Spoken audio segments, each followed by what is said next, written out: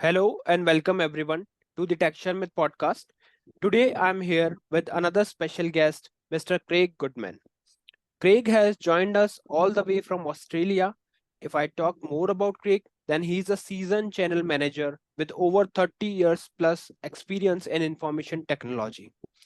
Craig brings a wealth of expertise spanning from technical leadership to channel management, ensuring high quality and result focused outcomes.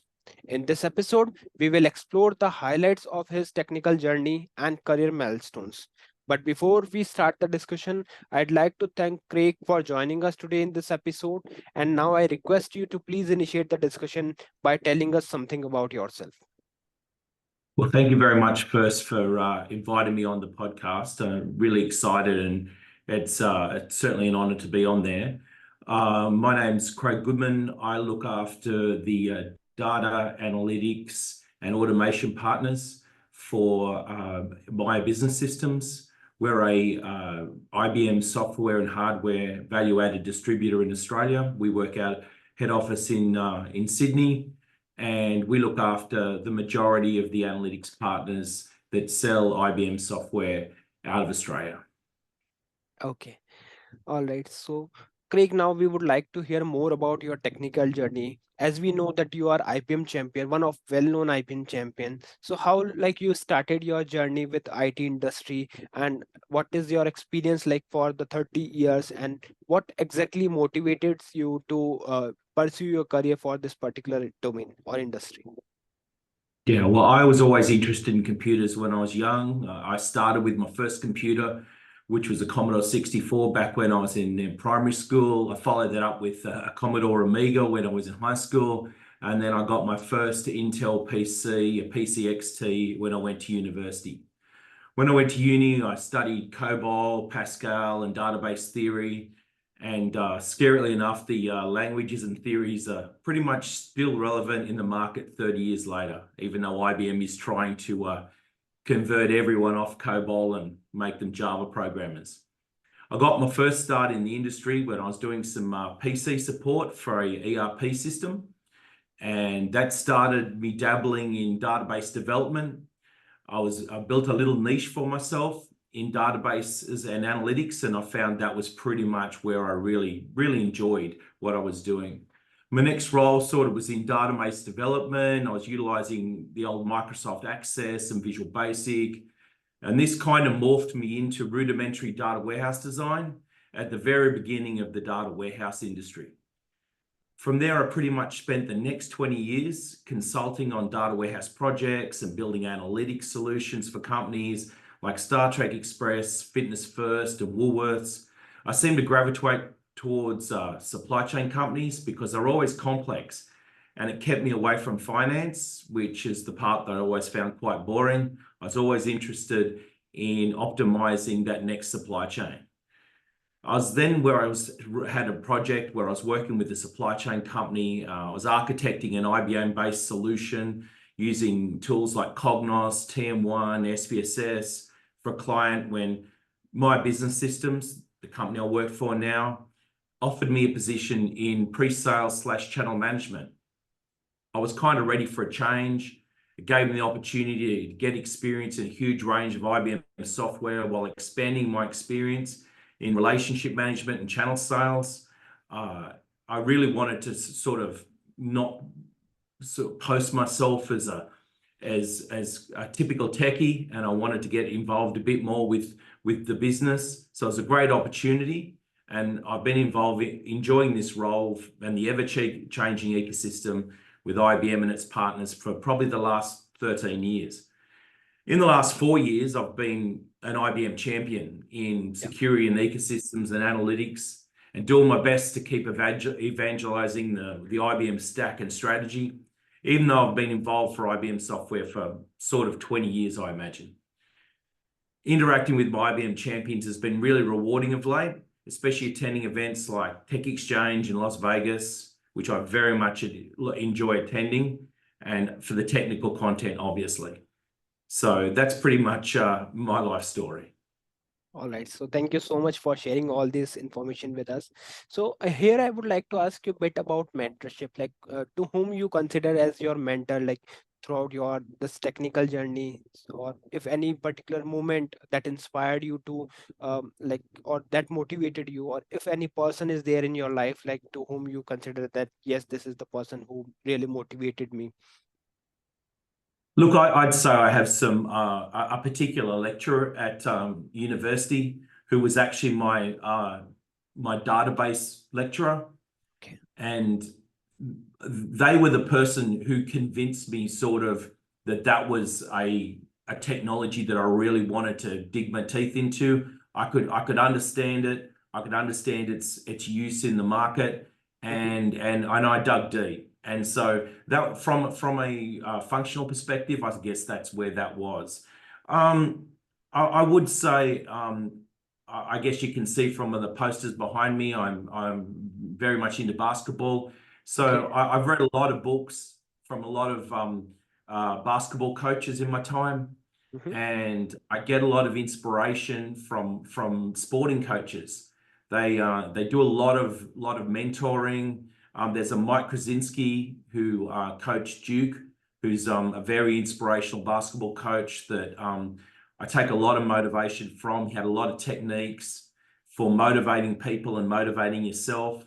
Um, yeah, that'd be about it. Sort of that sport, and back at university, I'd say that's probably about it. Okay. Okay. All right. So you are interested in basketball and all other sport activities also, like, right? Yeah, absolutely. Well, but I'm a big fan of American sports. Mhm. I do like my NFL, my gridiron, and I like my basketball as well. So I love going to the US and going when I do get to go over there and watch some games live. On the last Tech Exchange, I went down to Dallas and saw the Dallas Cowboys play, which was a highlight in my sporting watching career. Really enjoyed that. Okay. So you have had roles ranging from like technical leadership to channel management. So how have these diverse experiences shaped your career and approach for problem solving? Yeah, well, look, I learned early on in my career the best strategy for me Hmm. to deliver good outcomes was to know my customer and put myself in the customer's position. Okay. I think if you understand their pain points from their point of view and their situation, you can craft a solution to best meet their needs. Uh, this extends from technical solutions through to a business strategy. And these days, it's very much trying to see where my clients are in their journey, and really try and see where I can help them the best. I mean, the customer is king, whether they're internal stakeholder, an external client, a business owner. It's about giving the best customer experience. Okay. Okay, now I'd like to discuss bit about the challenges, because there are some people who like recently started their career with this technical in the technical industry, and they are also facing some challenges. So, what was some of the biggest challenges you faced in your earlier years, and how did you overcome them? So that like your experience might help others like to deal, and like they will learn how they can tackle the challenges in their own life. Yeah, the main challenges I had early in my year was that I was very interested in all areas of IT. Okay. I really loved everything. I was into building computers. I was into programming. I liked business analysis and getting in front of the customer. I was into everything, and I really found that I had a problem uh, specializing, really putting myself in a specialist position where I could see that I was separating myself from the field and not just a person who knew a little bit about a lot. And I had to really work on a way to specialize myself and differentiate myself from all the other competitors that I had in the market, and make sure that I was the next one to get that promotion or the next one to make it up in the food chain. And I guess my bet that I made was that I was on database development and analytics. I could see the market for that, and concentrating on being the best consultant I could be in that area of expertise. I moved away from ERP support, operating system support, building PCs, and really sort of drill down. So, and from there, I think it was a good bet. My career started to blossom as specializing in that field, and I found there was no shortage of opportunities or technological advancement in that, and it was a really exciting area to be in. So I think my advice would be, when you're early, make sure you're the expert in one area, right? Yes. You are the go-to person that they know they can come to you, and then once you're that expert, then they'll push you through so that you can teach the next level. And I think that's a way to get ahead in your career. Yes, right.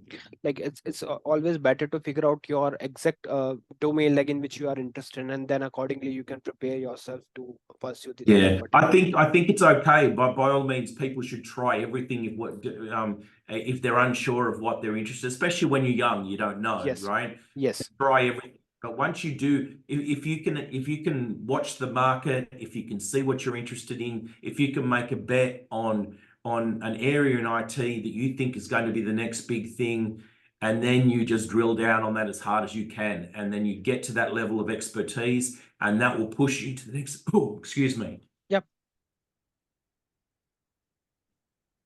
That will push you through to the next level, I think. Okay. So what was your first programming language that you started learning before moving into this industry? Look, first one was Pascal. Okay. Way back when? Well, actually, no. I think the very first language was BASIC when I was programming on the Commodore 64. So that was very a long time ago. But Okay. the first language I used in anger would have been Pascal. Then from a work standpoint, it would have been COBOL, and then deeper in after that, it was mostly SQL and writing stored procedures and etc. is where I sort of really dug down. Okay. And now in 2024, if you would like to suggest few languages to someone like who just wanted to start their career, so what few programming language would you like to recommend for them? Look, I being an old guy, I have to get with the times. And look, everyone programs in Python these days. You Yeah. can't avoid it, right? Right. It's the language of choice for so much out there. Yes. And so once you've got that and Jupyter notebooks and those sort of things, then you can delve into any area of sort of IT, and it's got libraries, and you bring you on board and all that sort of thing. So I'm learning Python slowly when I can. I don't use it in anger too much for solutions, but it's certainly good to keep on the latest and greatest of what the kids out there are doing. Okay. Okay. And like Craig, among data management, data warehousing, and analytics and security, which field captivates you the most and why? Because you have good exposure on all these areas. So which one Yeah, is look, your favorite? I always fall back on data warehousing, right? It's always been my sort of focus, is producing quality data to get quality analytics out of, right? It's never been solved in any meaningful way.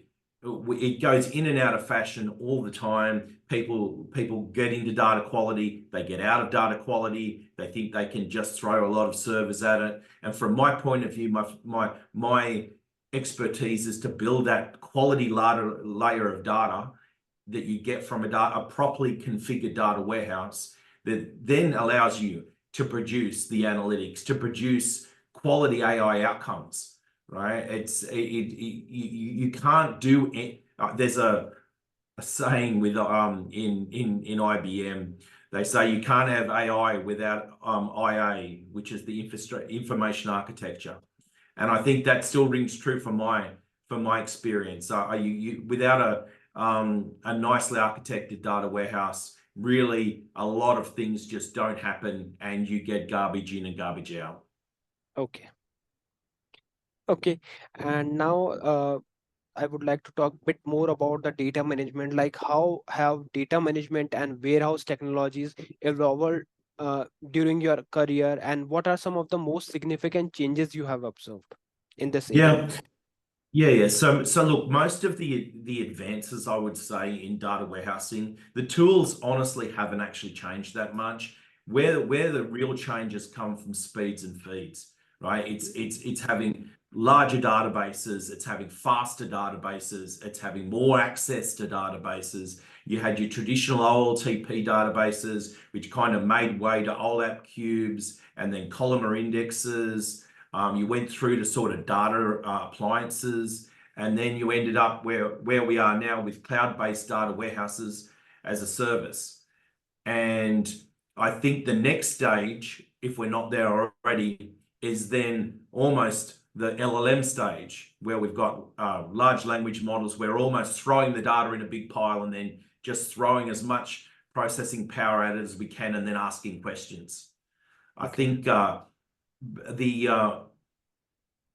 thing remains, though, with all of those sort of speeds and feeds is the architecture of the actual modeling of the data. And I think that if you can throw this biggest super data warehouse platform at the data, but you still have to have it modeled correctly, or you'll still get bad results. And I don't mean to sort of harp on that sort of thing, because I guess that's my favorite topic, but modeling data is so important. And this is kind of where I think, sort of, when it comes to that LLM story and pulling data in, I think IBM have the right idea creating LLMs like the Granite LLMs, where they're curated for business. Because if you just ingest the internet and you combine it with your own data, it's a bit of a crapshoot as to what you'll get back. And so I think really that curation, it will be a replacement for a lot of data warehouses out there that where people are just using brunt force to and a lot of structured and unstructured data to get that done. So it'll be interesting to see whether the traditional data warehouse model does change to be a completely LLM model moving in the forward, but we'll see what happens. Okay. And if we talk a bit about the strategies like that you have found most effective in terms of channel management, because you have good exposure on channel management within the Yep. IT sector. So what are strategies have you found most effective? Look, I think channel management is actually all about empathy. I think it's about you need to care about your client's success and how you can best affect that success. So I guess I'd go back to a previous point where I say it's about putting yourself in their position, but you really have to care, because everybody, when you deal with clients who are selling software, they could be the guy whose house is on the line and if he doesn't sell, then it's his mortgage. It could be a big SI whose job's on the line if they don't make their number that year. Or it could be help making sure IBM makes their number every quarter. So I think that it's always important to have that care factor to make sure that you really want to affect that success. From a functional standpoint, it's all about making sure you can fill the blanks. I think if a client solution needs marketing, it's about providing a pathway to get to that market. If you need help showcasing technology, it's about sourcing the right resources and making sure you can get them the right technical advice so that they can sell the product. And if you can help to be successful, then I think that's the reward in that whole strategy, right? Because if you care, then it's rewarding. Yes. Right. And it's the challenge of working in the channel. It's never boring. There's always things happening. So you're always adjusting and adapting. Yeah, these are some strategies that are for sure like it will give a benefit if we process the same, if we try to implement the same for our day-to-day work. So yeah, and how do you ensure the alignment between the technical teams and the channel partner to drive the business success? Like if you want to share more about it. Yeah, look, as a company, as MBS, we Hmm. keep ourselves extremely lean, Okay. because what we're about is pulling in the right resources when the need arises. So we're constantly analyzing the needs of the clients and the needs and the technology from IBM to make sure that we've got the right technology teams that we're pulling. And we'll pull from our team, we'll pull from IBM, we'll pull from external sources. Okay. So we're always readjusting with that because IBM always are changing, right? We pride on at MBS, we pride ourselves on our relationships and connecting the dots. Okay. So IBM's extremely large and complex beast, Yes. excuse me, complex beast, and like so as an external advisor to that, we can make the right introductions with the right people. And we find that IBM and technology move kind of fast. Mhm. And that's where our agility to bring those technical resources comes in. Okay. Okay. And if we talk about the qualities, so what qualities do you believe are essential for effective leadership in the IT industry?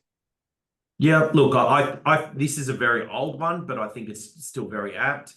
Hmm. I think that adaptability Okay. is extremely relevant. Right? I think that the you need to be able to reinvent yourself for new technologies and the next wave. Right? I don't think you can be a successful leader without that. I Okay. think and with the converse of that, you need to have also a good grounding in all areas of IT, so that when the next technology wave starts, you're able to skill up really, really quickly, right? And also show thought leadership in that. So you Hmm. have to be on the edge of that wave. And I think so. If you're an adaptable leader and you can stay on the wave and have a broad set of that sort of foot deep knowledge, so that if one of those feet starts to become the next thing, then you could dive in and become that thought leader in that field. And I think that's really important when you're an IT leader, because if you're stuck in old technology, if you can't show that thought leadership, it's very hard for credibility. Okay. So and credibility is extremely important. If Yes. you've ever met any IT leader, you know that you'll sense their credibility straight away, right? That there's nowhere to hide, right? And so if they're not up with the latest, then they'll be left behind. So I think being adaptable to that next wave, I think is probably the most important thing. Yes. All right. Okay. So I think now you are currently focusing on the cognitive computing. So how do you see the cognitive computing transforming business in the next upcoming decades? Yeah. I certainly think that the first wave of cognitive computing is Hmm. not nearly exhausted. Okay. So if you look at traditional statistics-based AI and machine learning, I don't think they've met their critical mass yet. I mean, Okay. most companies are still struggling to perfect machine learning practices, Hmm. and they've not really implemented the required governance to get true optimal business value out of their solutions. So in other words, there's a lot of work that still needs to be done there, and there's a lot of work that we still do. I mean, there are other forms of cognitive computing like prescriptive analytics and next best decision management sort of stuff. They haven't really even scratched the surface. So there's a thousand use cases that companies haven't got involved in that they really need to perfect. And so the companies are always trying to get better at showing return on investment, so these older technologies then become pervasive. And look, this is where we try and help our partners to show value to their clients in helping them try to provide that return on investment, and also produce educational marketing campaigns to try and get them to still perfect that first phase of cognitive computing.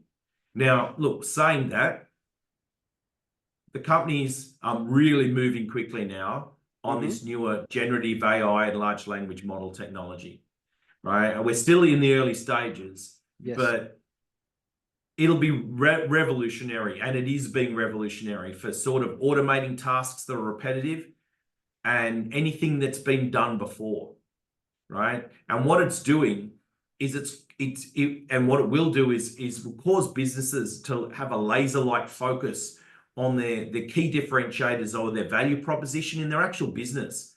Because as we're becoming more efficient at like processing of business, it won't be enough to stay ahead of the competition. Everyone will have access to these cognitive process automation, and they're able to predict with high probability business climate, i.e. like sales and supply and demand. And then innovation of the true value proposition, which is what makes your business successful, is all you'll have, because everything will be automated. And Yes. and actually doing business just won't be enough. So it's really going to put the pressure on a company to be able to market themselves as what they're truly good at, because the whole back end will be automated, and they'll have those efficiencies already built in. So I think that's the kind of, the companies are going to have to re-evaluate themselves as to really what they bring to market for their value proposition. Okay. Okay. So, Craig, like, apart from your professional work and your professional life, what hobbies or interests do you pursue outside this professional life that help you to stay motivated and inspired? Look, this is going to sound a little sappy, but I'm motivated by the happiness of my family. Okay. So activities with them keep me going, right?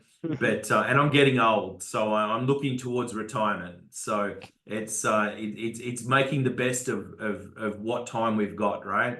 And Yes. that keeps me motivated. I mean, personally, I like physical activities like kayaking and going to the gym. They kind of keep my head clear, because I can focus on them and maybe block out the world for a little while. I'm definitely trying to stay fit and stay healthy at the moment, so that I can get to that retirement age and with all my faculties. And look, if I can get fit and healthy, or stay fit and healthy, and I think most of the rest of my life like falls into place.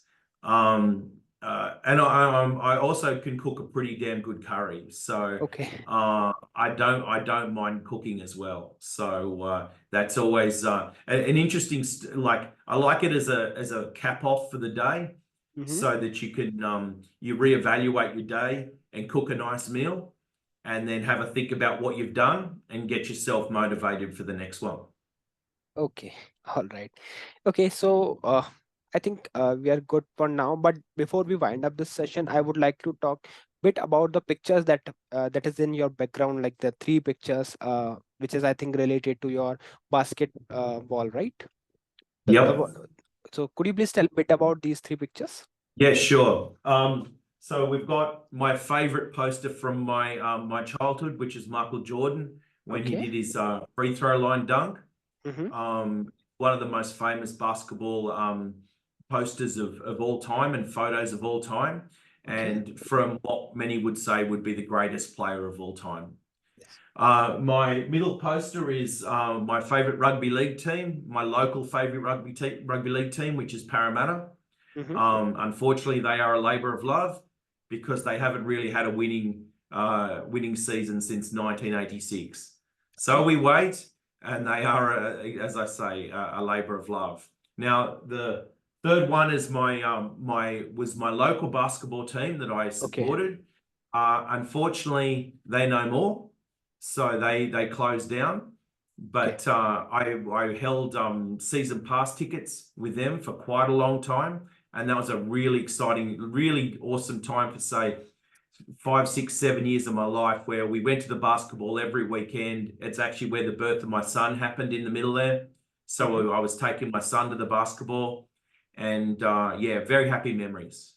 Yes, like you have captured and stored everything in a great manner. So these are some good memories, like that we can enjoy whenever we see those pictures. So That's really That's great. that's right, and I always get good like yourself. I always get good comments from people on Teams Yeah. and Zoom calls because they're always interested in my Michael Jordan posters. But Yes. yeah, no, it makes for an interesting background. Yes, right. So thank you so much, Craig, for joining us in this podcast, and we really enjoyed to have you here. I hope you have also enjoyed the session. Yes, very much so. It's look. I mean, it's great to put your thoughts in a row sometimes. I mean, with the amount of change that's happening every day in work and the world, sometimes to put your thoughts into a few questions and line it up, you actually reevaluate things. So yes, it's been extremely rewarding. I appreciate it. Thank you. Thank you once again for joining.